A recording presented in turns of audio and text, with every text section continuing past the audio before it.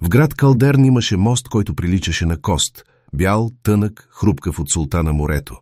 Казваха, че в 3 през нощта под него минава събирачът на течения и водата подписва вместо свидетел. Не беше магазин, нямаше гише, имаше само вятър и тишина, която слуша. Аксел се озова там в такава нощ, с обувки, които помнят повече асфалт от сън. Беше уморен от бедност, от вечната сметка, която не излиза. Във водата светеше дълга линия фосфорни водорасли. От нея излезе мъж в тъмен плащ, сух като лист хартия, макар да се издигаше от морето. Казвам се Натар, рече. Аз не давам пари, аз развързвам възли. Искам да развържеш този, посочи Аксел към живота си. Да не мисля повече за сметки. Искам богатство. Истинско. Натар стисна китката му. Кожата му беше студена, но не мокра. Богатството е просто скорост, с която всичко идва. Днес – бавно. Утре – много бързо. Ще ускоря ръката към теб. В замяна оставяш тук сянката си. Само докато тече дарението. На сутринта ще се събудиш с пълни сметки и празни тревоги. Сянката? Тя е въпросите ти. Колебанията. Вътрешният спирач. Това, което те прави тежък за лошите решения. За малко ще я задържа. Няма да боли. Аксел сложи ръка на парапета. Мостът беше хладен и миришеше на ръжда. Съгласен съм.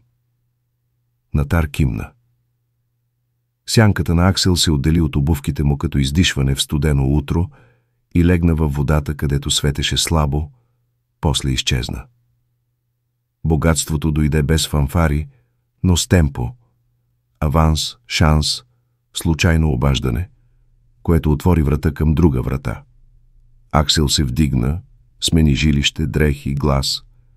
По масите се трупаха договори, по телефона – покани. Часовете му станаха меки, парите – твърди. Само че денят без сянка е прекалено дълъг. Светлината го блъскаше от всякъде. На плажа морето беше синьо, но не дълбоко, сякаш някой е залепил снимка върху прозорец. Смехът на хората край него беше като звук от пластмасова флейта. Когато заставаше пред огледало, изглеждаше идеално, но погледът му нямаше къде да се скрие. Нямаше тъмно, в което да почине. Една вечер срещна Морин, която някога беше споделяла с него студена пица и топли секунди. «Добре ли си?» попита тя. «Имам всичко». Не питах това. Той не намери друго изречение. Когато срокът дойде, Натар го чакаше не на мост, а в сянката на фар, който хвърляше пулсираща светлина върху скалите. «Свърши се», каза демонът. «Време е да нахраниш реката». «Вземи си каквото ми даде», каза Аксел. «Не искам повече». «Работя точно така», усмихна се Натар. «Но има условие. Реката прибира не само златото, а и скоростта, която сложих в живота ти. Всичко, което се движи към теб прекалено бързо, ще тръгне също толкова бързо обратно». В следващите дни нещата наистина се върнаха по реката в обратна посока. Сделките се разплитаха, хората изтиваха, похвалите се превръщаха в «винаги сме имали резерви». Аксел почувства не облегчение, а празно място, в което духаше. «А сянката ми?» попита той накрая. «Тя не е вещ», отвърна Натар. «Тя е албум. Вътре пази всичко, от което си се отказал, за да върви по-бързо. Трябва да го извикаш обратно бавно». «Как?» «С думи, които спират. С не. С откази, които ти костват нещо. С избори, след които няма да те аплодират». Аксел започна с малко. Отказа среща, която му носеше престиж, но крадеше неделята му. Върна неоткрит подарък, изключи телефона на вечеря с Морин, промълви «не» на стар навик да надхвърля, за да впечатлява. Всеки път под краката му се появяваше тънка линия тъмно, която следваше формата му и се задълбочаваше с милиметър. След месец при силно слънце отново имаше сянка.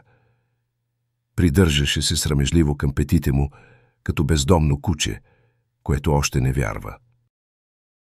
Аксел не стана беден, но стана бавен. А бавността се оказа странно богата. В нея имаше време за сутрин, която не бърза, за разговор, в който не печелиш, за отказ, който пази целия човек.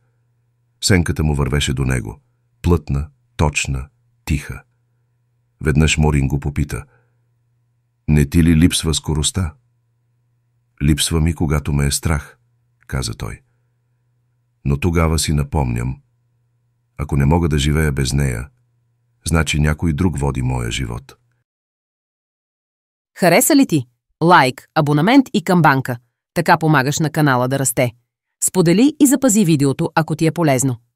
Благодаря ти!